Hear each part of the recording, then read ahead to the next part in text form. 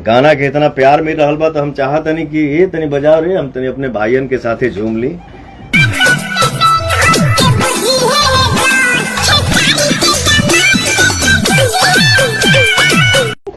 भैया काम हो गई।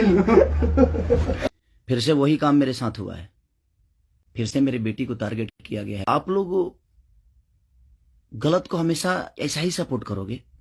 हमके ज्यादा का बोले के बा, हम बोलबो ना करीला, बस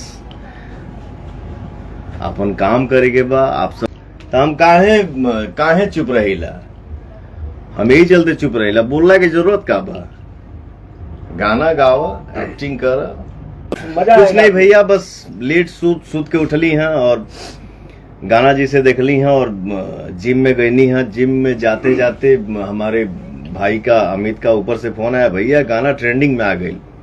तो आज हमसे बर्दाश्त ना भइला, आज रुकल ना गईला। हम सोचनी कि ना आशीर्वाद लेवे खाती लाइव के गर्दा बनौले बनी जा। वो मेरा झगड़ा का घर, लेकिन झगड़ा करे के नहीं के, एकदम हमेशा प्यार से रहे के बाद, सबके साथ एकदम मिलजुल के रहे के बाद। क्या बोल रहे हो? गाना बता दो। क्या झगड़ा घर पे ये गाना गाएगा, ये प्रियांशु गाएगा। चलो गाओ। मेन झगड़ा घर ही है भाई लोग।